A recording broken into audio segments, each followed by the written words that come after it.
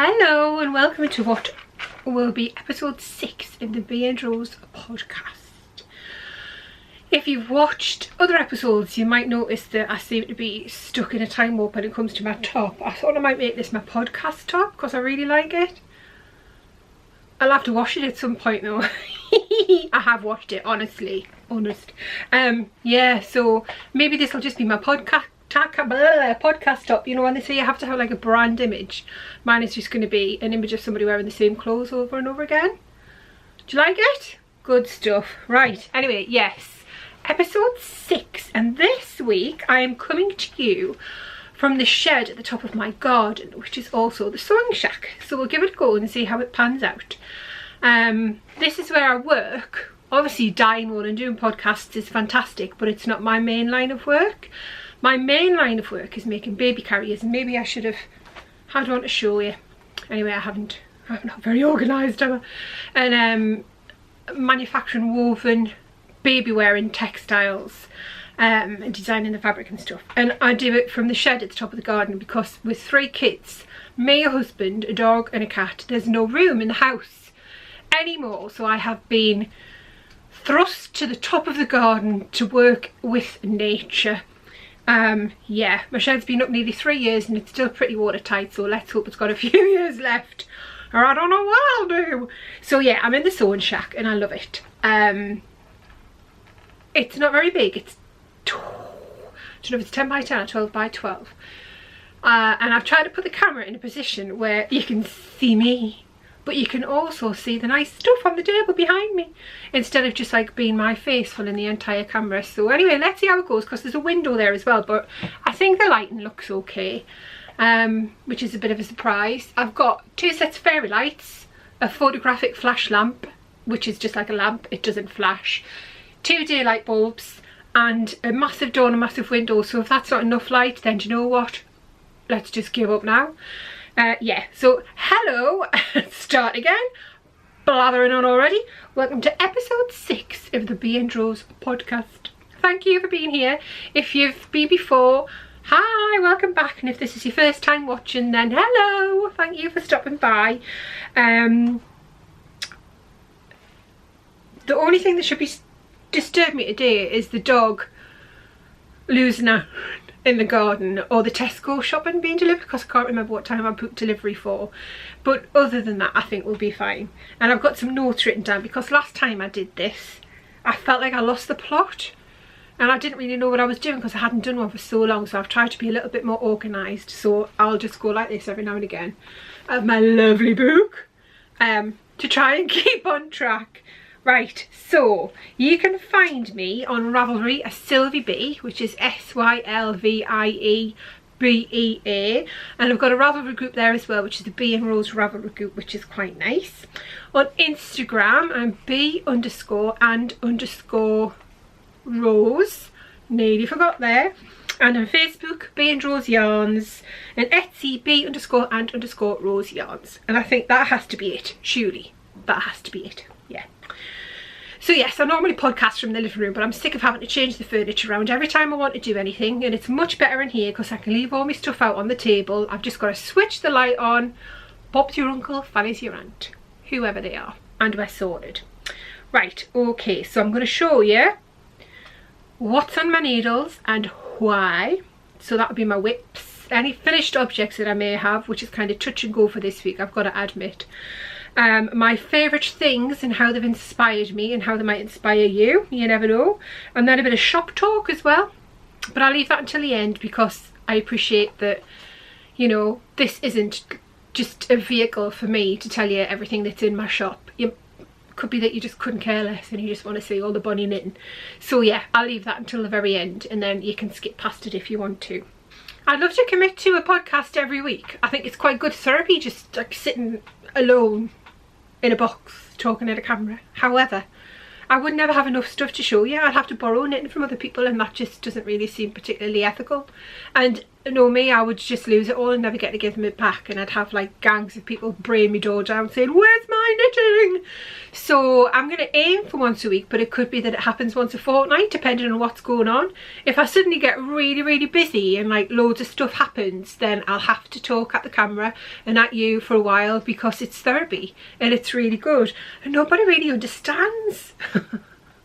It's like, yeah, Mark couldn't care less. Knitty group's only once a week, so you know, there's got to be some kind of an outlet, hasn't there?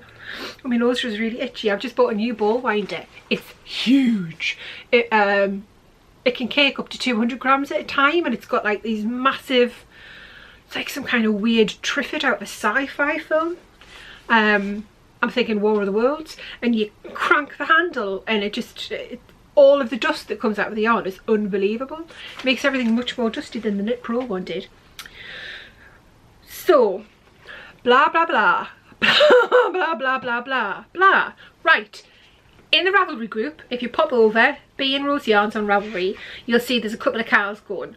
One is for the susurration socks designed by my dear pal Vicky Bird, which are available as a Ravelry download for £3.50, and if you buy the pattern you get a 15% off voucher for my yarn, and I've dyed some yarn specifically for them, but I think I talked about that last week. So these are the socks that, oh yeah, I'll leave them there. You've seen them lots now. Go over to my Instagram page and have a look on Ravelry. Buy the pattern, get yourself some yarn, sit down and do your knitting, and join in the knit along on my Ravelry page. It runs until sometime in November, I can't exactly remember when, and there'll be a prize. You'll get a skein of yarn and a project bag, something like this, which I think is quite canny. It's got lots of secret little zips in it for your things. So nothing to complain about there, is there? So yes, hop on over, join on in, and you might quite enjoy it. There's normally some good chat. There's not very many of us over there yet, so spread the word, people. Come on, chin chin, get it on the boil. Yep, so there's that, and also there's kind of just a friendly advisory sort of knit along thing going on, which is for, because it's Socktober, it's for these socks here. And it's not like it's a design, it's basically just a pair of socks with slip stitches up the front. I think it would be pushing the envelope a bit to call it a design. Although I don't know, maybe I should just take all of the credit and just not diss it, you know? Come on, people. What I'm doing is a knit along for people who've never done a true afterthought heel before. So basically I've done a link to Judy's Magic Cast On for toe up socks. Then I've introduced the pattern, which is going to be on the instep and the leg, which is basically knit a few, slip, knit, slip, knit a few. And then the sole of the sock is just plain, obviously, because you don't want knobbly bits sticking in the bottom of your foot.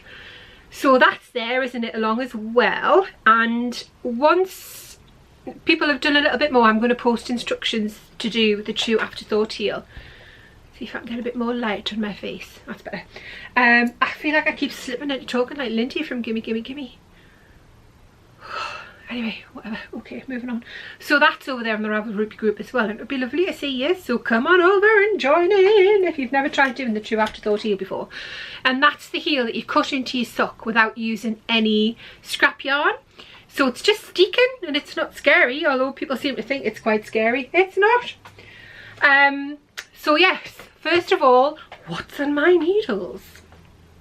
Let's get started. Right, if you follow me on Instagram, you'll have seen this already, and I love it, and I want to make loads of fuss about it because it's beautiful.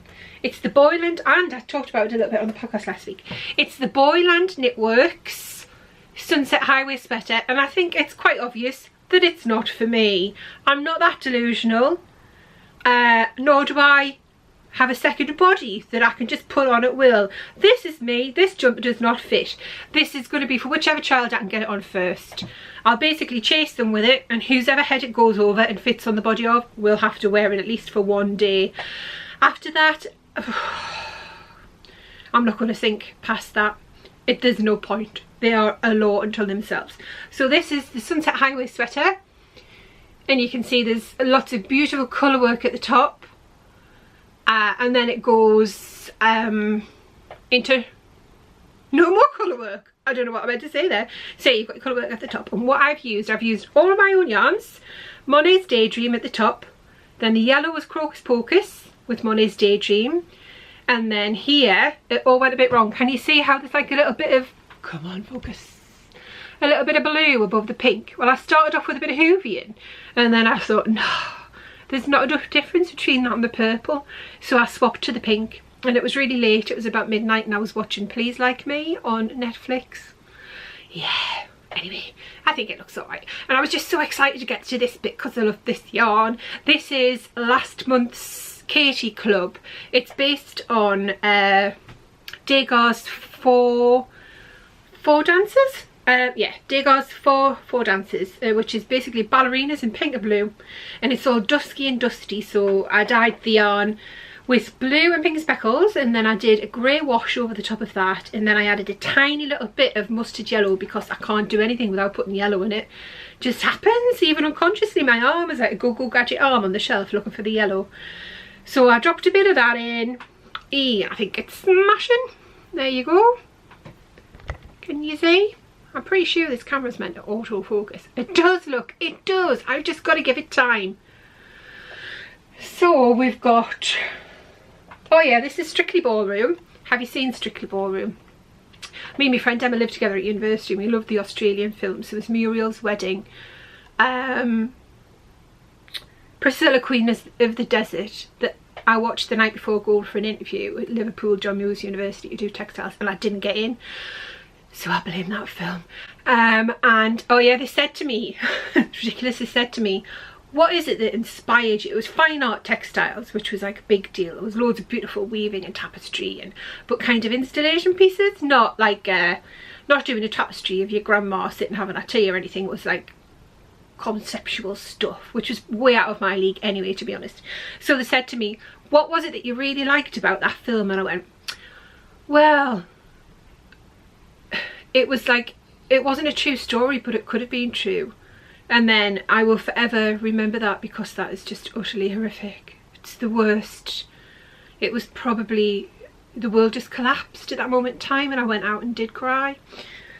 Never mind, maybe it was all for the best. Probably wouldn't be doing what I would be doing now, because I wouldn't have met Mark. And yeah, c'est la vie. Who knows, eh? Opportunities lost, opportunities gained. So yes, that's called Strictly Ballroom because that's what it's based on. And this is called Hoovian because this full skein of it. Years ago I did a baby carrier for somebody, and it was a particular baby wrap, which was like a Starry Night, Van Gogh Starry Night, and on it I put a TARDIS applicator on, and it just reminds me of that every time that I see it. So that's what that is. And also based on some of the stuff that we do for the Katie Club. I did a Starry Night based yarn. So anyway, that's where that look comes from, and I love it. And it's really easy to follow the pattern, and I love doing two coloured colour work because there's just nothing to it. And look, the floats are just gorgeous on the back. I think the back's as nice as the front. And wasn't there a style not so long ago where you go into the supermarket or what have you, and the jumpers all had inside out knitting? It's like, what? What's that all about? Yep, it's knitted in the round, top down. So once I've separated, now that I've separated for the sleeves, it's kind of growing quite quickly, so I don't think it'll take me long to get that done actually. And also the sleeves, because I hate sleeves, if you've watched the podcast before, you'll know that I'm a sleeve hater.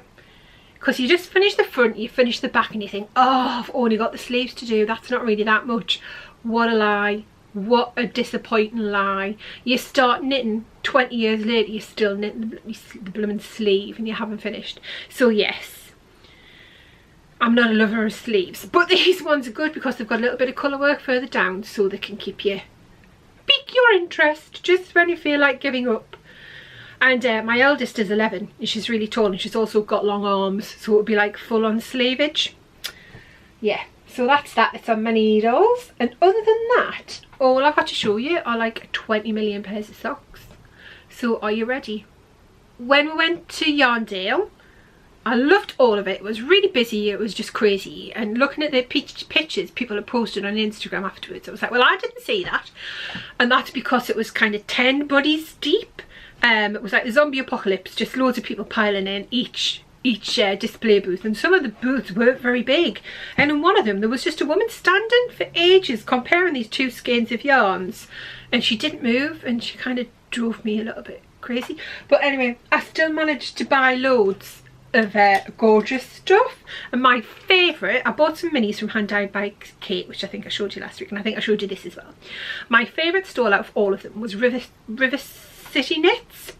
And these guys live and dye yarn and work and have children on a riverboat, which is just amazing. Must be lovely. I don't know, like maybe it's really hard work and really cold. Who knows? You know, the grass is always greener on the other side. My friend Michelle's like, oh, I love your shed, I wish I had a shed. And I'm kind of like, oh, I hate my shed, I wish I could just work in the house. So yeah. Anyway, yeah, so I've got this pair of socks on the go that I've already showed you, and I've made a very little progress. I'm about to do the cuff because I have had enough, and I'm going to put a True Afterthought heel in, and I think that these are the socks that I'll use to do a True Afterthought heel video.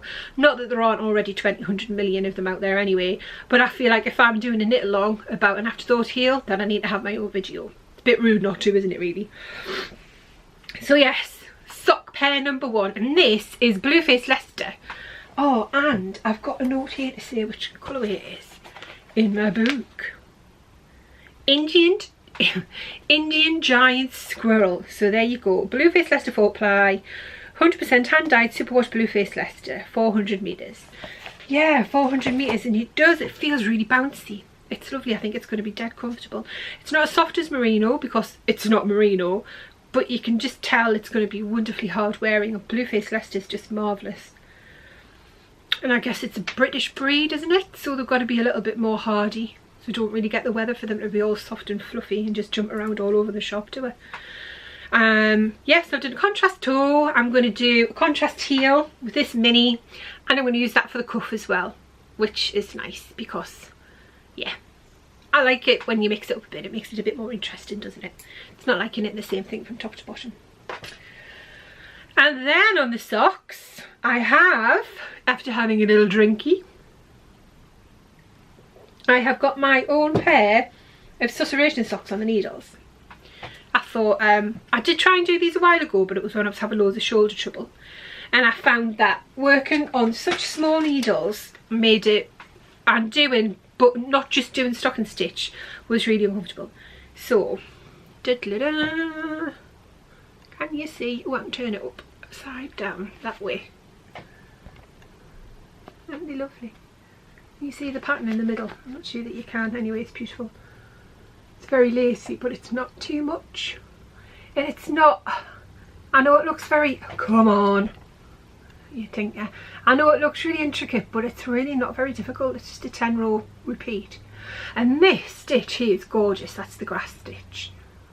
It's just... It's lovely. And then the bottom of the foot. And I've started to do gusset increases at the sides. So it's got a gusset and a heel flap. It's not going to be an afterthought heel because I've got high instep. So with the afterthought heel, if I'm doing anything that's got any pattern in it, it really pulls across the top of the foot, across, you know, where your ankle is. So it's no good. I can't do a true afterthought heel with pattern socks. It's got to be stocking stitch socks. So yeah, I'm basically just following the instructions and not making it up.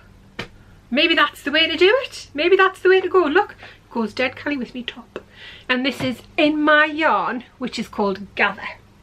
And it was designed specifically for the pattern, and it is my most favourite stuff ever. Can you see? It's like a deep golden mustard colour with speckles in it. I love it. Again, there we go. Look, maybe it could just be a necklace. Yeah, I like it. I like it. I like it a lot. Right, so there's those ones. So that's 2 pair of socks. 3. I've already shown you the slip stitch socks. Now if I sit back, I think it's a bit lighter, isn't it? Yeah. Shadow, light, shadow, light. That was my phone. Right, so back onto the socks. Got these little monkeys on the needles, which are not attached to a ball of yarn. Now I don't know why, I don't know where the yarn's gone. Just how it is. These are knitted in Hoovian, and this is my design. At the minute I've just called it Simple Twist. Let's stick it on this jobby so you can see it properly.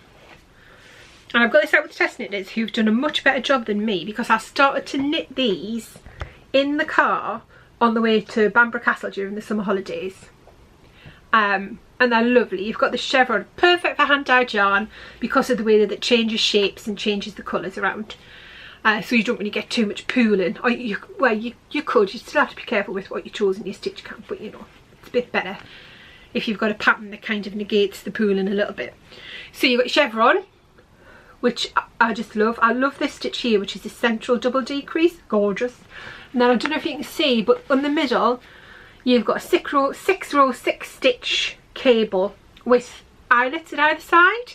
So I've done them toe up with an afterthought heel, but there's no reason why you couldn't do them cuff down with a gusset and a heel flap. I can't see, you know, why it would make any difference really. It's not like it's a particular lace pattern. I haven't tried it that way, and I've got to be honest, I don't know if it means the chevrons would be the other way up because I'm really thick and I can't work it out. However, it would still be lovely. It wouldn't make any difference. So yes, they've been testing it and it's all come out really well. I just want to make sure that my instructions, lighting, come on, that my instructions for the afterthought heel are actually user friendly, because you know what it's like when you've done something loads of times and it's in your head. You kind of fill in the gaps in the instructions yourself, don't you? With your own words and your own experience. So the girlies that are testing these for me are just utterly fantastic, and it's dead exciting, and it's also really scary sending designs out to people who totally know what they're doing and who are going to give time to your pattern in case it's all horribly wrong, but apparently it's not and they've enjoyed knitting them. So yeah, I've got to finish them off, and then I've only got one of these ones done, so I have to do another one of these. This is knitted in my yarn as well. See the theme? I figured that I do want to knit in other people's yarns, but I need samples for when I do, if I ever do any more shows. So I've been going great guns. This one's finished. This is similar. It's got the chevrons at either side, but this has got a bit of moss stitch in the bottom. So, can you see? Oh, and I just love the way the chevrons make the yarn move. I love it. I think it's gorgeous. I could do everything with chevrons if I had my way. I need the other flash at this side, don't I? That's not going to happen today, but I'll know for next time. See, you've got eyelets, chevron, eyelets, moss stitch, eyelets, chevron, eyelets. Yes, and afterthought heel. Ta-da! I think I might buy the book, Sock Architecture. Oh, okay, I've just been blathering on for ages and it wasn't even filming. Yeah, never mind. Right, so I think I might buy the Sock Architecture book. Because although I said to myself in my head, in one of those kind of first world random in-head conversations, that I would never do anything other than the afterthought heel, I was a fool and I was lying to myself. And I'm not bored with the afterthought heel, but there's more to the world than cutting into the heel of your knitting, isn't there? I just fancy having a go doing something else. Although I do love the way it just sticks up and looks really random and bizarre until you've got it on your foot and then it just works. I mean, look at the state of that. I've never met anybody with that shaped foot before. Ta-da! It's like a shark. Right, so yes, that. And then this one, I've got one of these socks and I need to do another one. And this, by the way, is like my accountability thread. So every week I need to finish at least one pair of socks, and I can tell you now I'm going to start with the easiest ones. I'm going to finish the River Knits Big Squirrels off first because I'm nearly there. I mean, yeah. As long as my shoulder doesn't pack in, I should be able to crack on quite nicely with them. Although I have kind of got my chair in the living room. I've changed the furniture around so that I can have my special knitting chair. And I've got loads of cushions on the arms so that my shoulders are just at the right level. These are Sylvie socks. These have been out for test knit and they've come back and they're all great and ready to go. But I can't figure out how to put stuff on Ravelry, and it does my head in, and I need Vicky to show me how to do it.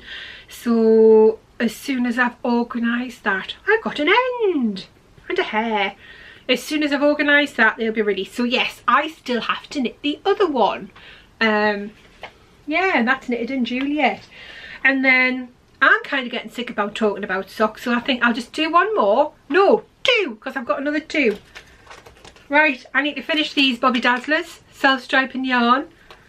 And then I've got these ones, which I'm going to do justice to because this yarn is gorgeous. These are my Bonnie Lass socks, which is a pattern on Ravelry, free.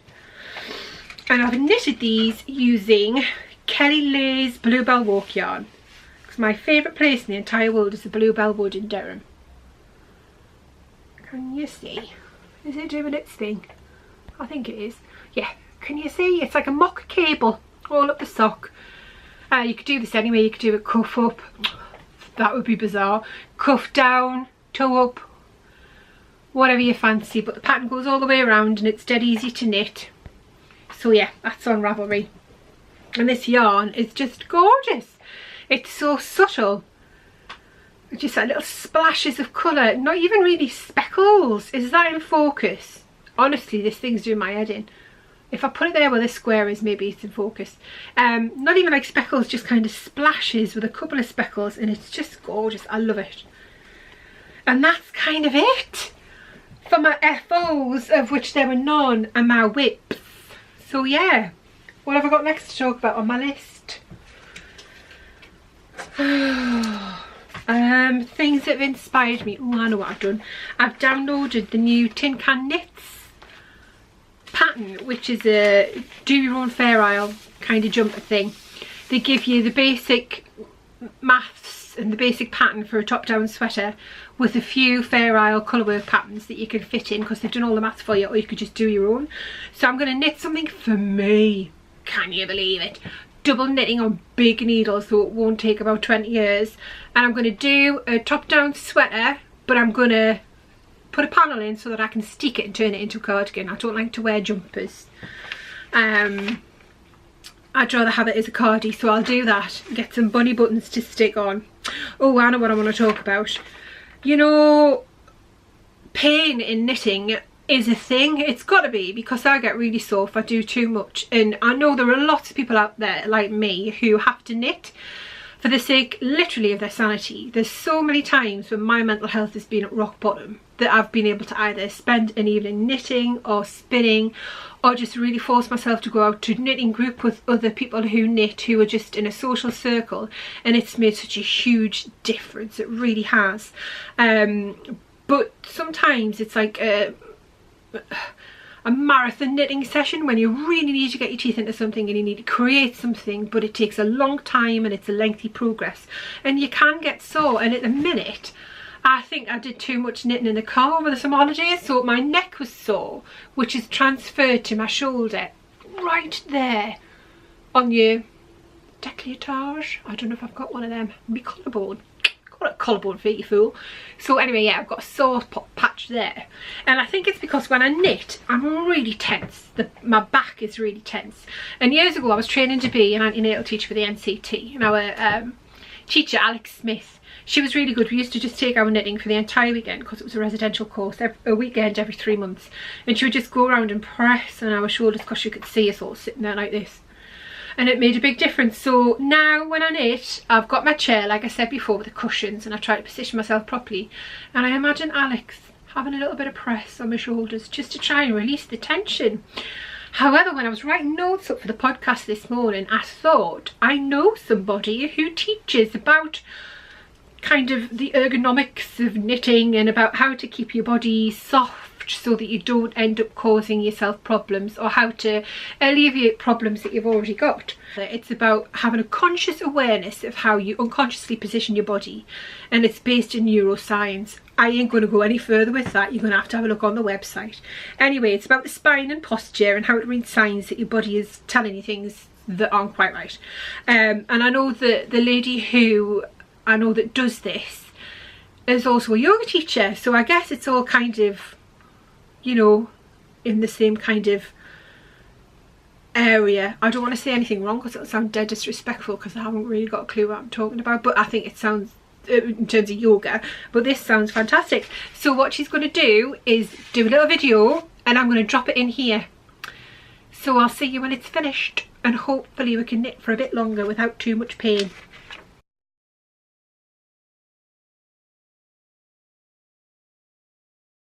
Hi, my name is Katrin. I am a knitter living in Dublin, and I teach somatic movement education.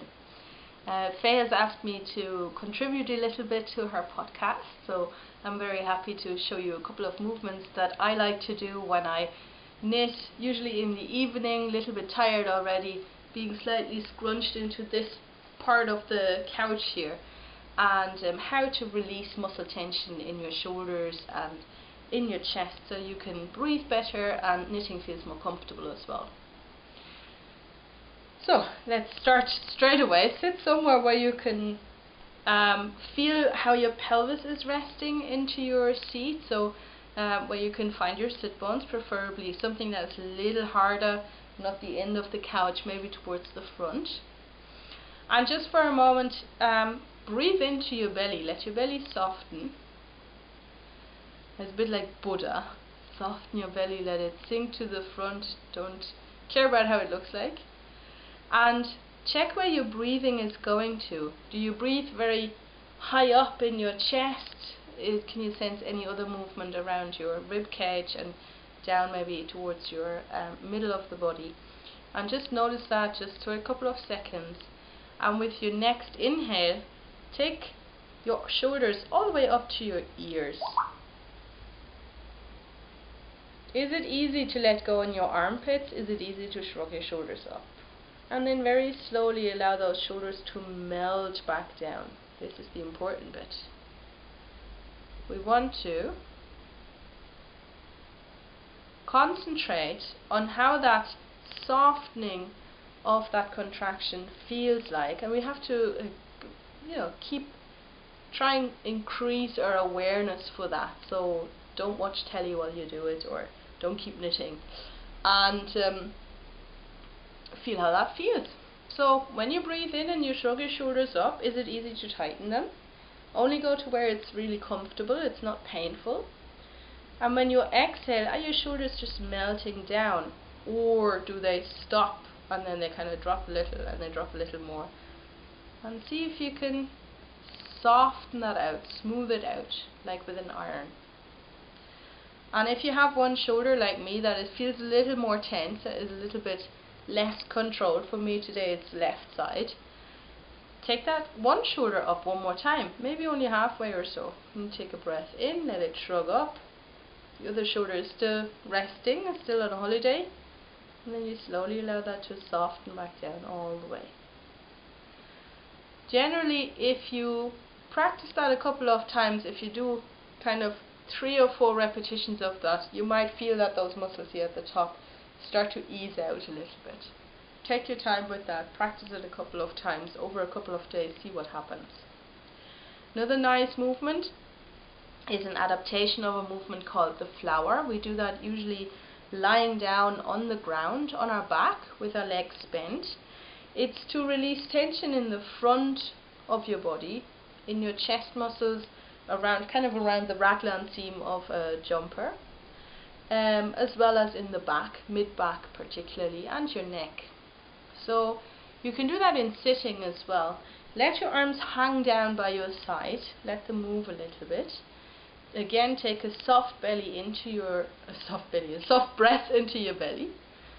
And when you exhale, let your arms roll forward like rolling pins. So you want to see, or you want to feel that your shoulders are shrugging forward. You let go across the back of your shoulder blades. You tense the muscles intentionally in your front. You tighten your stomach.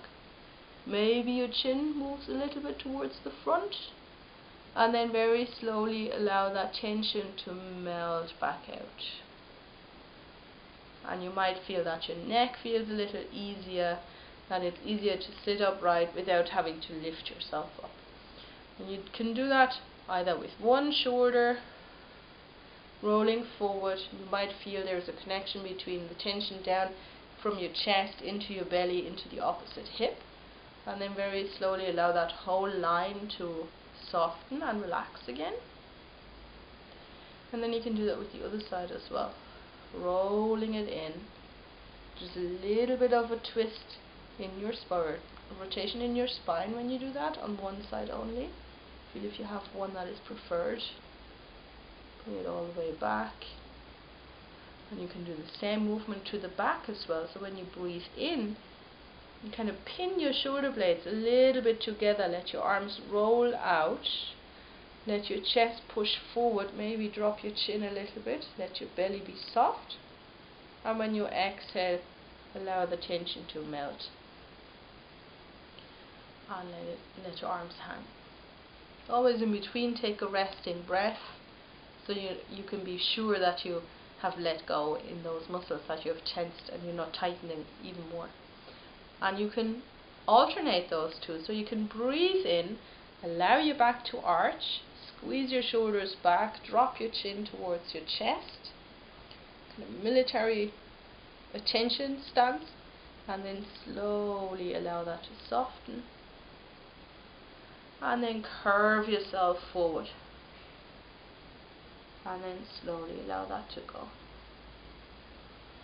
And you might feel that after doing that a couple of times, maybe even lying down on a mat or on a carpet, that your shoulders can easily sink nicely into place. They're not held towards the front anymore, and it might feel even easier to breathe. So try it out, let me know how that goes, and see you soon. Thank you. Well, I hope you enjoyed that and that it actually helps. I'm after anything that's going to make a difference so that I can do more of what I love to do. Even I think walking about can help if you walk and knit instead of sitting and knitting, because you're not scrunched up and, you know, yeah. But there must be more pain than what people talk about. I mean, when you watch podcasts, people are churning out miles of stuff, and I'm thinking, is it because they're really young and still really bendy, and you know, they haven't got any kind of crusty ligaments whatsoever at all? Or do they just not talk about it, and are they in denial? Or do they actually wear like full body gloves to keep themselves together on a night time when nobody can see them? I might patent that idea.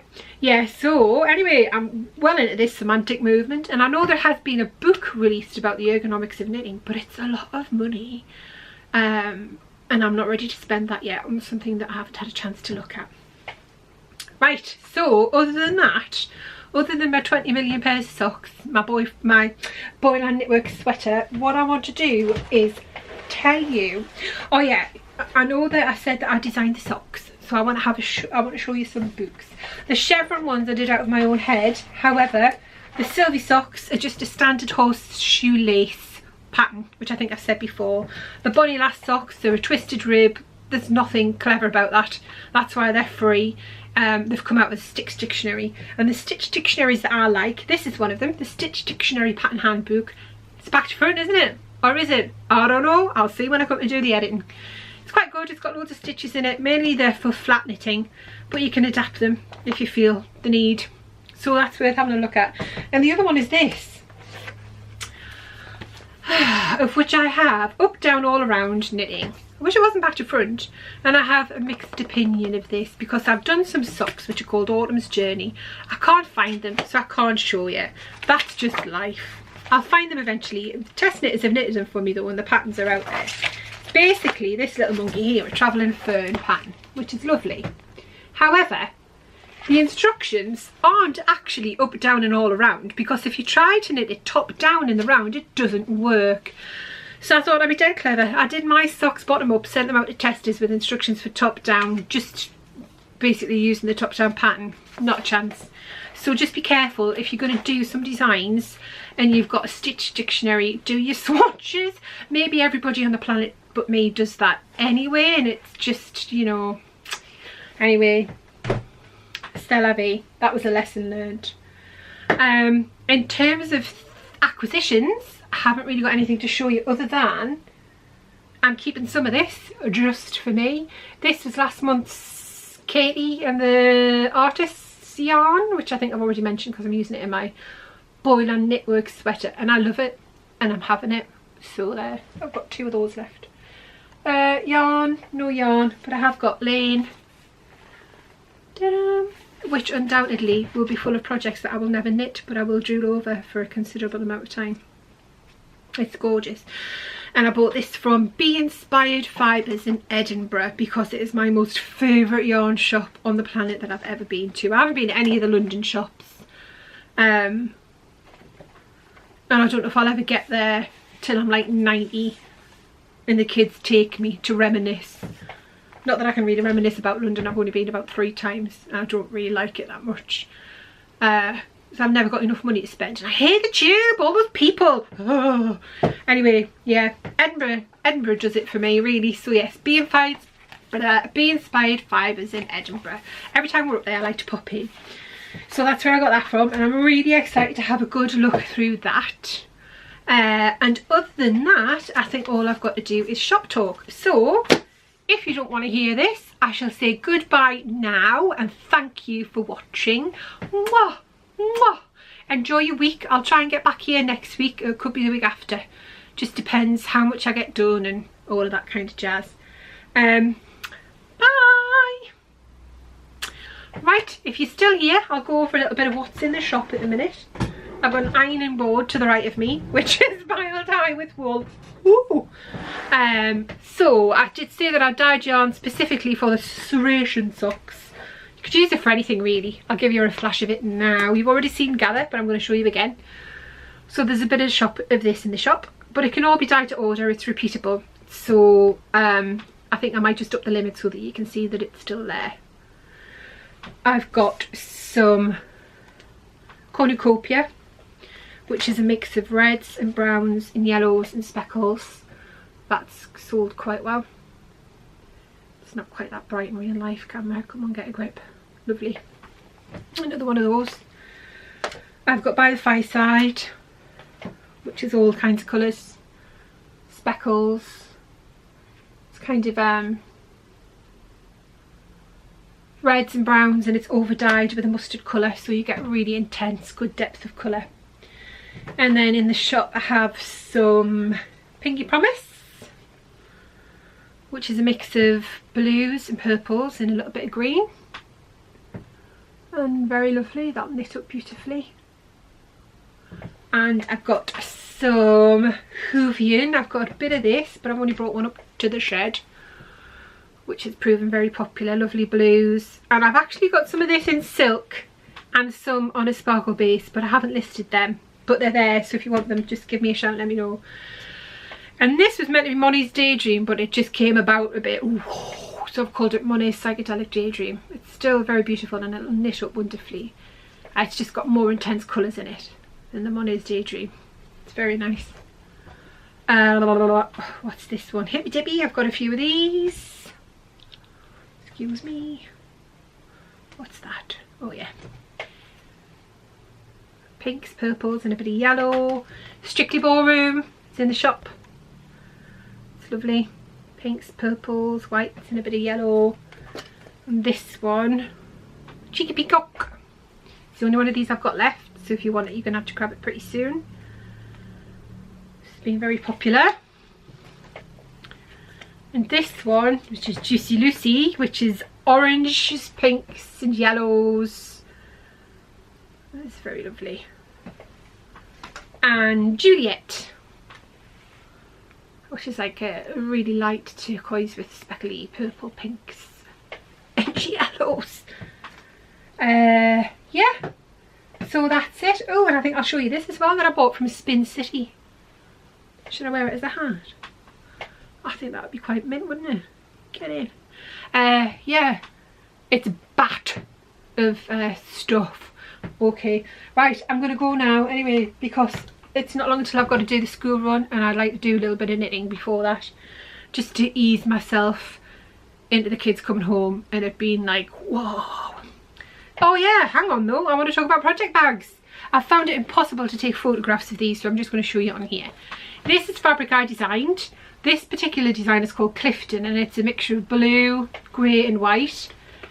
It's got a long pocket at the front for your DPNs and other odds and sods. Mine's got a voucher in it for the pub.